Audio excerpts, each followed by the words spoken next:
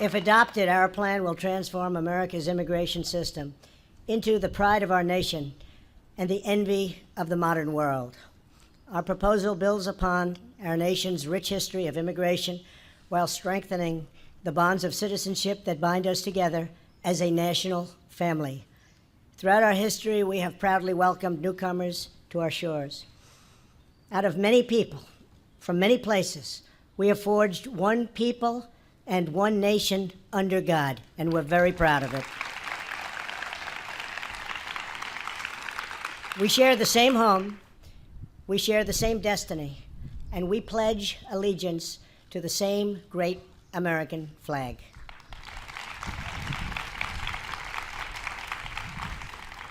Our policies have turbocharged our economy. Now we must implement an immigration system that will allow our citizens to prosper for generations to come. Today we are presenting a clear contrast. Democrats are proposing open borders, lower wages, and frankly, lawless chaos. We are proposing an immigration plan that puts the jobs, wages, and safety of American workers first.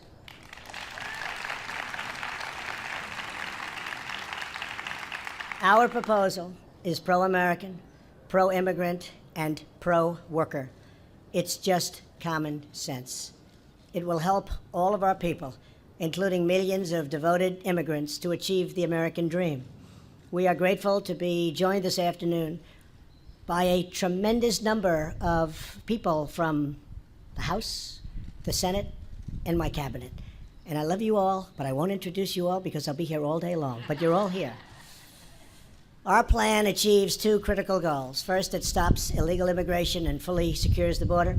And second, it establishes a new legal immigration system that protects American wages, promotes American values, and attracts the best and brightest from all around the world.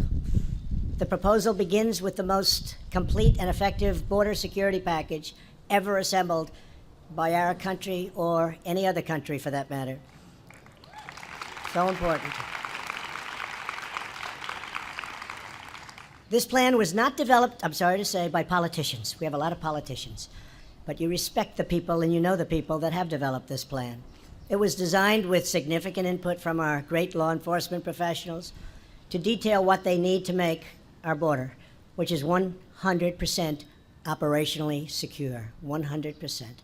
Everyone agrees that the physical infrastructure on the border and the ports of entry is gravely underfunded and woefully inadequate. We scan only a small fraction of the vehicles, goods, and all of the other things coming across, including people. And sadly, the drugs pour across our border. We're going to stop it. Investment in technology will ensure we scan 100% of everything coming through, curbing the flow of drugs and contraband while speeding up legal trade and commerce. It's the most heavily traded monetarily border anywhere in the world, and it's not even close. To make certain that we are constantly making the upgrades we need, our proposal creates a permanent and self-sustaining border security trust fund. This will be financed by the fees and revenues generated at the border crossings itself.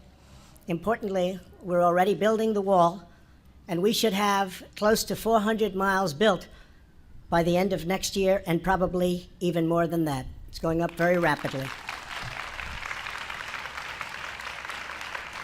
And I want to thank the Army Corps of Engineers who are doing a fantastic job on the wall. And that's a wall that is desperately needed. As we close the gaps in our physical framework, we must also close the gaps in our legal framework. Critical to ending the border crisis is removing all incentives for smuggling women and children. Current law, that's right. That's right, women and children. People have no idea how bad it is unless you're there and unless you are a member of law enforcement. They see it every day and they can't believe what they see. Current law and federal court rulings encourage criminal organizations to smuggle children across the border. The tragic result is that 65% of all border crossers this year were either minors or adults traveling with minors. Our plan will change the law to stop the flood of child smuggling and to humanely reunite unaccompanied children with their families back home, and rapidly, soon as possible. We must also restore the integrity of our broken asylum system. Our nation has a proud history of affording protection to those fleeing government persecutions. Unfortunately, legitimate asylum seekers are being displaced by those lodging frivolous claims. These are frivolous claims to gain admission into our country.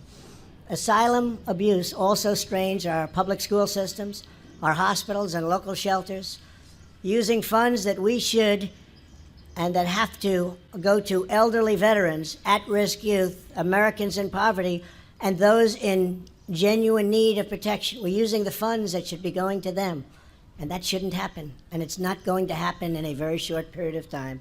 Have to get this approved. My plan expedites relief for legitimate asylum seekers by screening out the meritless claims. If you have a proper claim, you will quickly be admitted. If you don't, you will promptly be returned home. Crucially,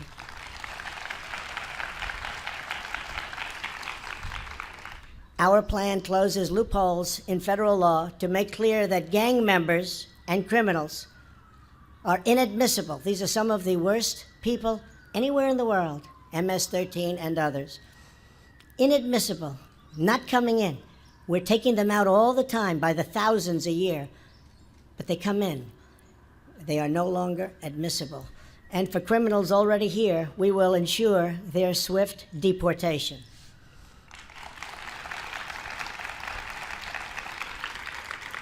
We will keep our communities safe.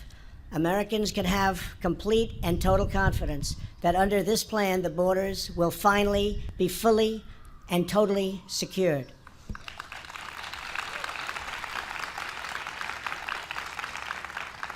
And I know a number of our Republican friends and others, Lindsay, I see you sitting right there, and Steve, you're working on a plan, an immediate plan, a smaller plan, but a very immediate plan to stop it as of this afternoon. So as fast as you can get something done. This is the big, beautiful, bold plan, but we need something very quickly, and if you can get it done, that would be fantastic. Okay? Thank you. Appreciate you working on it. A topic of less discussion in national media, but of vital importance to our country, is our legal immigration system itself. Our plan includes a sweeping modernization of our dysfunctional legal immigration process. It is totally dysfunctional. The system will finally be fair, transparent, and promote equality and opportunity for all. Every year, we admit 1.1 million immigrants as permanent legal residents. These green card holders get lifetime authorization to live and work here and a 5-year path to American citizenship. This is the most prized citizenship anywhere in the world, by far. Currently, 66% of legal immigrants come here on the basis of random chance. They're admitted solely because they have a relative in the United States, and it doesn't really matter who that relative is. Another 21% of immigrants are issued either by random lottery or because they're fortunate enough to be selected for humanitarian relief. Random selection is contrary to American values and blocks out many qualified potential immigrants from around the world who have much to contribute. While countless, and you wouldn't believe how many countries like Canada create a clear path for top talent, America does not. Under the senseless rules of the current system, we're not able to give preference to a doctor, a researcher, a student who graduated number one in his class from the finest colleges in the world. Anybody, we're not able to take care of it. We're not able to make those incredible breakthroughs. If somebody graduates top of their class from the best college, sorry, go back to your country. We want to keep them here. Companies are moving offices to other countries because our immigration rules prevent them from retaining highly skilled and even, if I might, totally brilliant people. We discriminate against genius. We discriminate against brilliance. We won't anymore once we get this passed, and we hope to get it passed as soon as possible. Some of the most skilled students at our world-class universities are going back home because they have no relatives to sponsor them here in the United States, and that's the only way. We want these exceptional students and workers to stay and flourish and thrive in America. Thank you. As a result of our broken rules, the annual green card flow is mostly low-wage and low-skilled. Newcomers compete for jobs against the most vulnerable Americans and put pressure on our social safety net and generous welfare programs. Only 12% of legal immigrants are selected based on skill or based on merit. In countries like Canada, Australia, and New Zealand, and others, that number is closer to 60 and even 70 and 75% in some cases. The biggest change we make is to increase the proportion of highly skilled immigration from 12% to 57%, and we'd like to even see if we can go higher.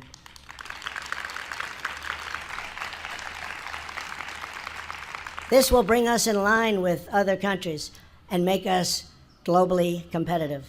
At the same time, we prioritize the immediate family of new Americans, spouses and children, the loved ones you choose to build a life with. We prioritize, and we have to do that. They go right to the front of the line, right to the front of the line where they should be. America's last major overhaul of our legal admissions policy was 54 years ago. Think of that. So a major update, and that's what this is, merit system and a heart system, is long overdue. The millions of legal immigrants who have come to America over the past half century are now cherished members of our national family. Going forward, it is their interest and in their interest and their children's interest to adopt a green card system that promotes a rising standard of living for all of our citizens. 3 in 4 new jobs at the end of last year went to Americans previously out of the workforce. Our economy is better probably than it ever has been in the history of our country.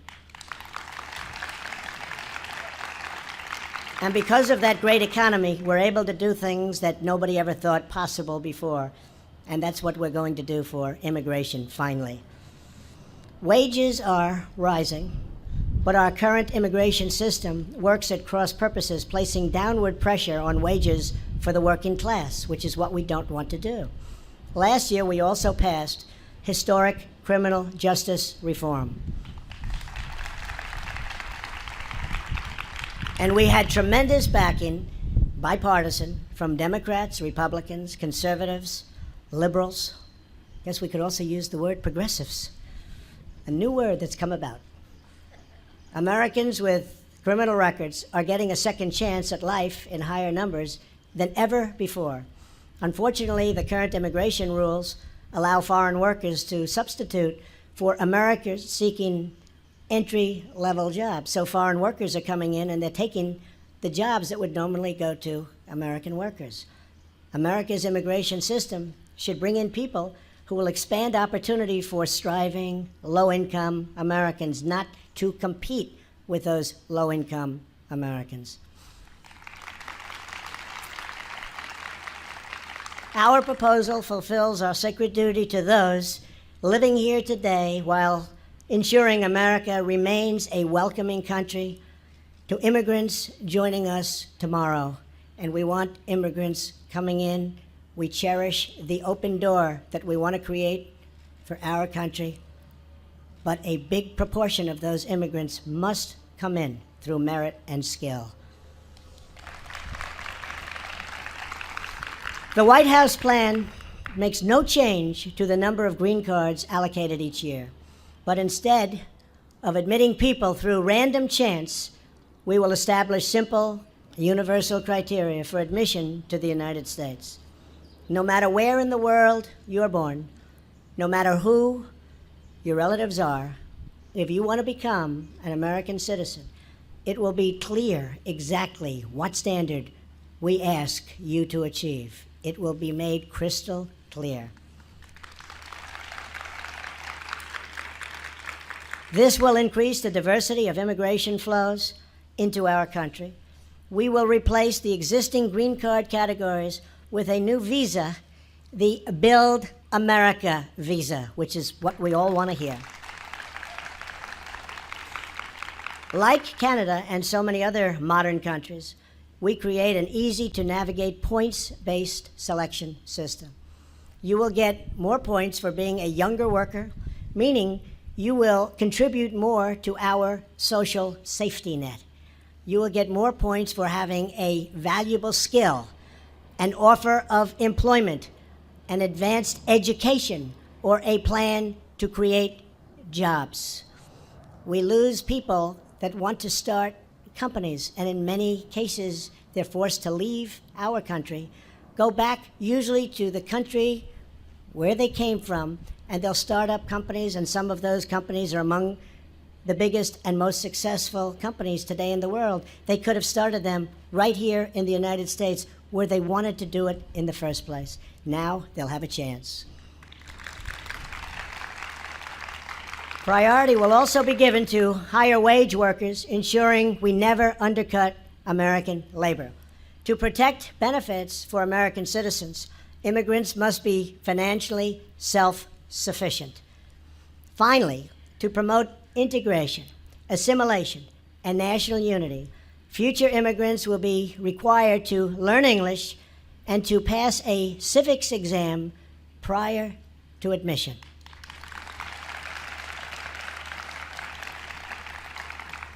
Through these steps, we will deliver an immigration system that respects and even strengthens our culture, our traditions, and our values.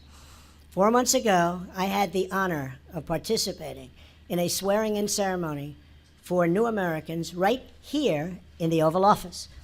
It was a beautiful reminder that American citizenship is the most precious gift our nation has to offer.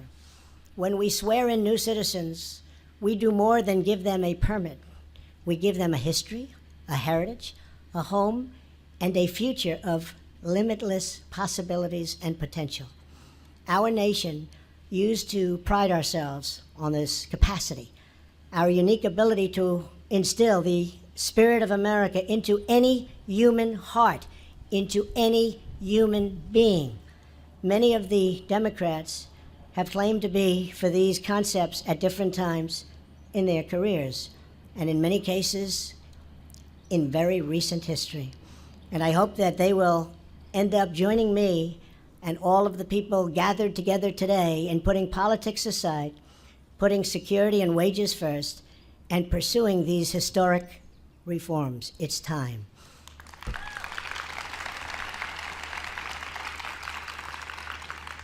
And if for some reason, possibly political, we can't get the Democrats to approve this merit-based high-security plan, then we will get it approved immediately after the election when we take back the House, keep the Senate, and, of course, hold the presidency.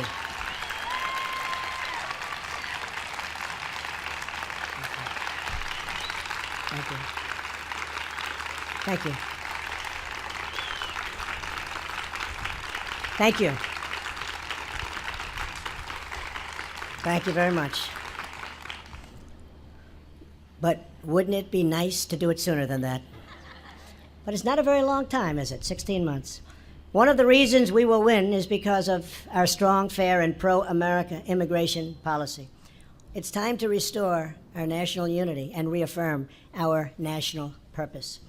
It is time to rebuild our country for all Americans. Together, we will create an immigration system to make America safer and stronger and greater than ever before. Thank you. God bless you all. Thank you very much. Honey, I'm a perfect 10.